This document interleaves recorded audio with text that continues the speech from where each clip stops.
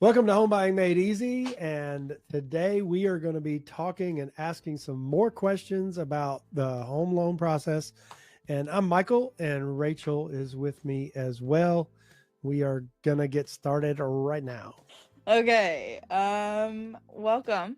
And we're going to get into 5 more questions that people ask, or common questions, or the last episode you mentioned escrow and how rates work. So we're also going to go over that. So let's start with escrow. What is escrow?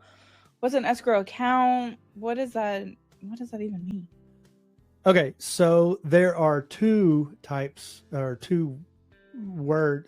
Escrow is a word that is used in two different scenarios. One scenario is opening up escrow, which is in some states they call it opening up escrow, but it's the process of you have a purchase agreement and now you have a title company that's involved. So now they're going to go and start the closing process. It's the escrow process. Okay. So that's one definition of escrow. The other definition of escrow is directly related to holding back money every single month out of your mortgage payment to help pay for future bills that are going to come in. Mm-hmm. So there's a property taxes, homeowners insurance every year. So rather than you having to come out of pocket, let's say your property taxes are $4,000 a year, rather than you paying your mortgage every month and then in October you get this bill for $4,000. You're like, oh my gosh, I'm going to pay this $4,000. They take it and put it into your mortgage payment. So instead of your mortgage payment being $2,500, maybe it's $2,800 to cover the property taxes every month. Mm-hmm. And then at the end of the year, when the bill comes in, the mortgage company, they actually pay that bill. Same thing's true for the hazard insurance or homeowners insurance. Okay. They will escrow both of those and collect them every single month and then pay the bill when it's due next year. Okay. Sounds good. The next question I'm going to ask is, how long does the mortgage process start to finish, pre-approval to closing, signing the documents, handing over the keys? How long does that usually take? What should one expect? And any advice you'd give? Yes, plenty to say there. Holy cow. Okay, so it depends on the loan type. Mm-hmm. We'll talk about different loan types.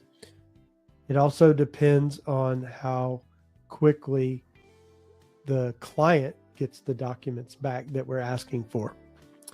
Now, if you're going from pre-approval,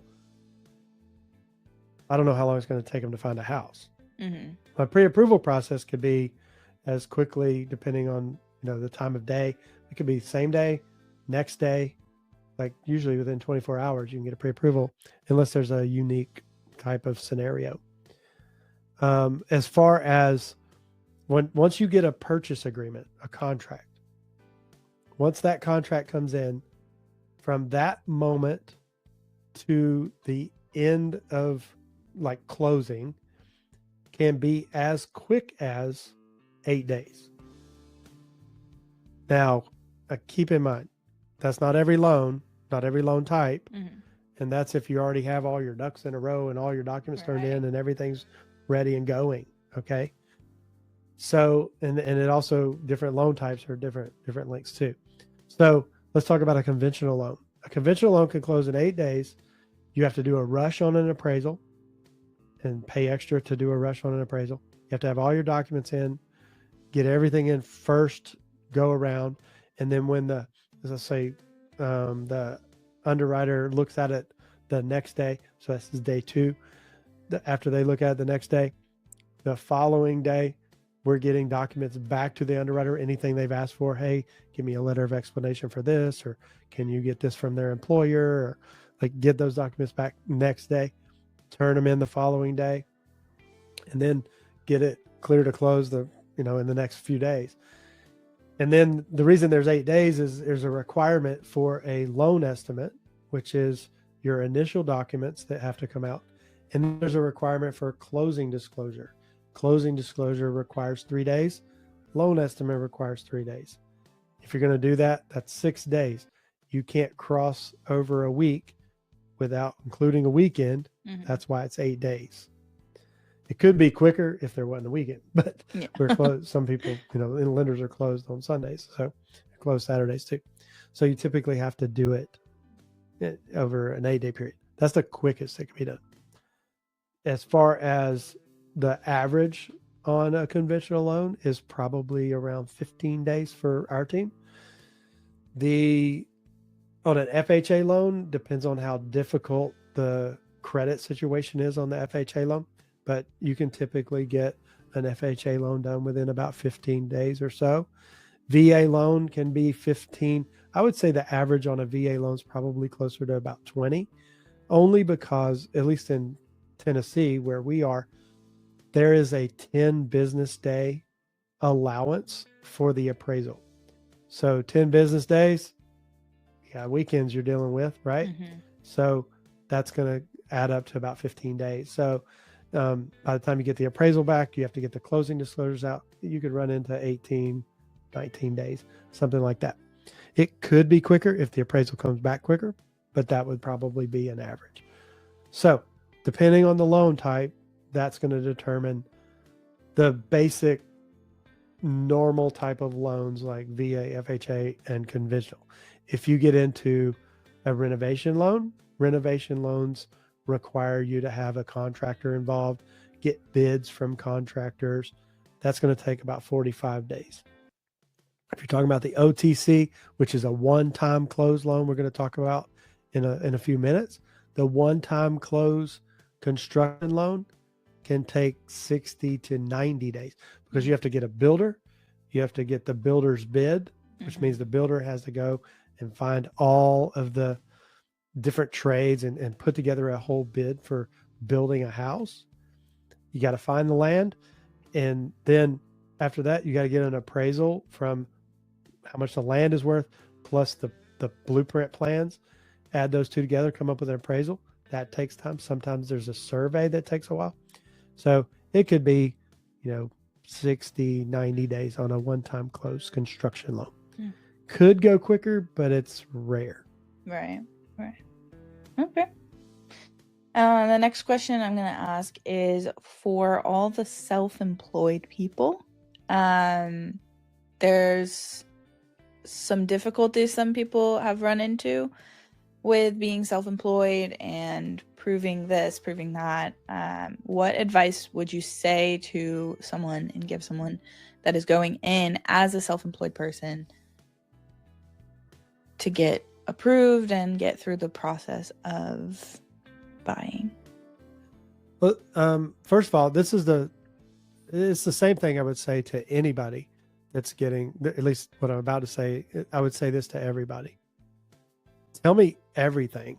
Like on the mortgage, when we're on the phone and we're kind of going through how your business is set up and just tell me everything. When you fill out the mortgage application, put everything in there. Like put it all. Like we need to know it all, because the last thing we need to do is find out you don't only own one business, you own another business too. And then now we're trying to figure out, okay, this business loses money, this one makes money. Now that just puts a lot of muddy water in there. So just tell me everything you can tell me. But the real, I guess, thing that sticks out in my mind as far as self-employed, and we do a lot of self-employed work with a lot of doctors that they own their practice, and I mean, they make a lot of money, but they also spend a lot of money, a whole lot. And sometimes they even take losses. So when you're looking at how they take losses, there's things that can be added back. That's a unique thing that many people don't know. And sometimes we have to go back even to underwriters and say, hey, did you add this back? Because, you can't deduct it over here on the business side and say it's a loss, but yet it was the officer's compensation. Like he owns the company and he's the officer and he made it in W-2 income over here. Like it's not a loss anymore. So you can't hit him hard over here because he paid himself. So there's lots of things that have kind of caveats to it with a self-employed type borrower. The cool thing about self-employment, though, is you do make, typically self-employed people do make good money, and then they have good CPAs that can reduce the tax burden. Mm-hmm. And that doesn't go well for trying to get a mortgage many times, but they have a lot of cash flow.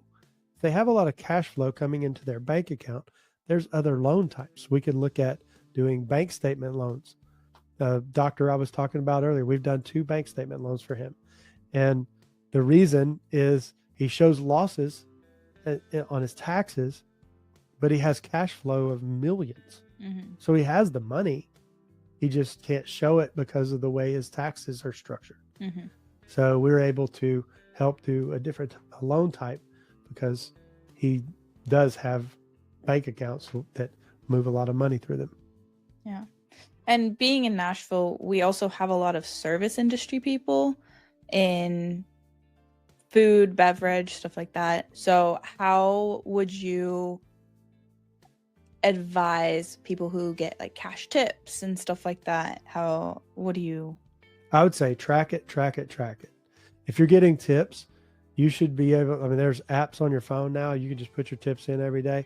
And then actually my son did this. He worked at a bar and grill, and he made tips every single day. Mm-hmm. He would take those tips, and every night he would go straight to the bank, and he would put the money in the bank. He would log it in his phone as this is tip money that came in.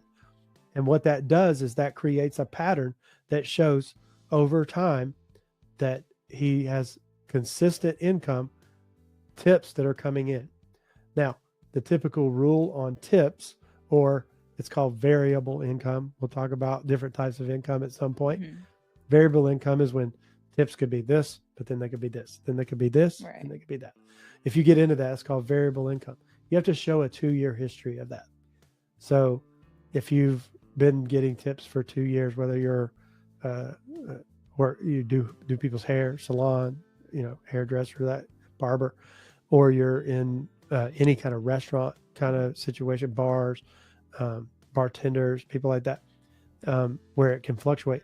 Seeing a 2-year history can create an average. So we take that 2-year history, let's say you put in all your tips and you put everything in, and we see all of that, you claim it all on your taxes, and then we see that for 2 years. So this is 25. So we see 2023, you were a bartender and did it. 2024, you were a bartender and did it, and you're still a bartender. We can look at that 2-year period, take an average of that, and say, okay, this is how much we're pretty sure you're going to make. And that's one of those things we've talked about called a guideline.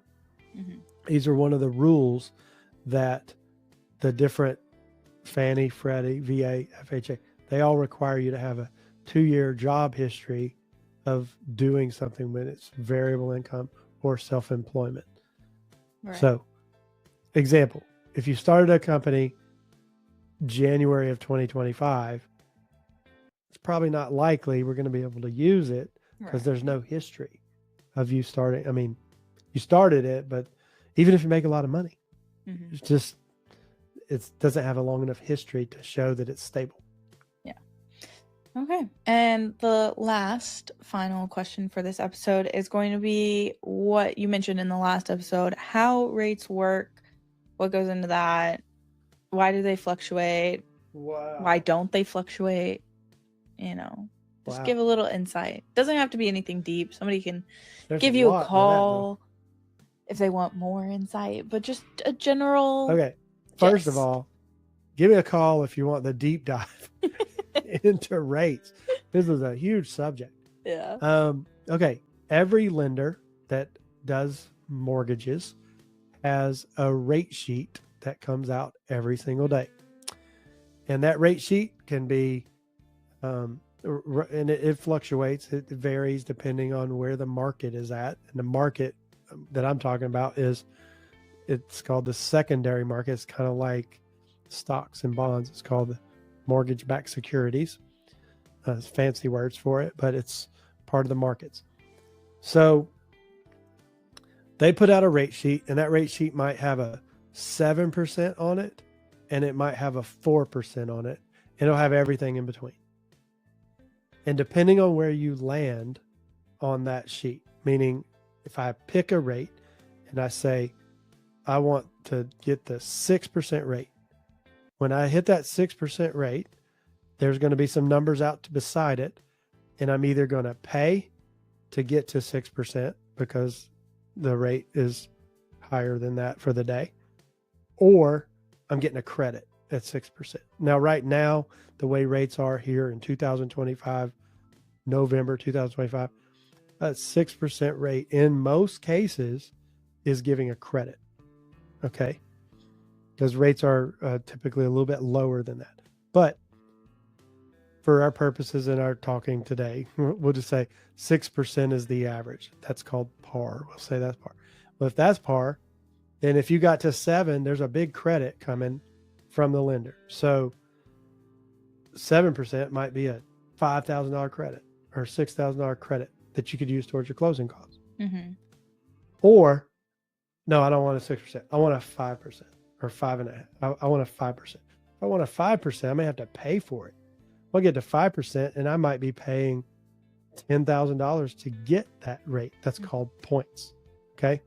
So every rate sheet works like that. They're all different for every single lender. Retail has their own rate sheets. They end up, I call it cooking the books, but they end up taking their rate sheet. So if today's rate was 6, retail might be at 6.25 because they got overhead. They got all these other things they got to pay for. Right. So they might be a little bit higher. Anyway, that's kind of how the rate sheet works. Yeah. From my experience is if you look at the rates and the rate sheet, everybody's different. Everybody has a different plan. So all my clients, we give them a green sheet and we give them choices. We'll tell them, hey, here's today's rate. But if you want a lower rate, it's going to cost you this. If you want to get some credits, it's going to be this. Mm-hmm. And so we'll give them like 4 choices of different rates. And I don't know how many times I've like, oh yeah, they'll pick this one. They'll pick this one. I'll send it to them and they'll go, I want option 2. Mm-hmm. I'm like, why in the world they pick option 2? I think that's the best one. Mm-hmm. Okay. Yeah. You're picking the rate, you know?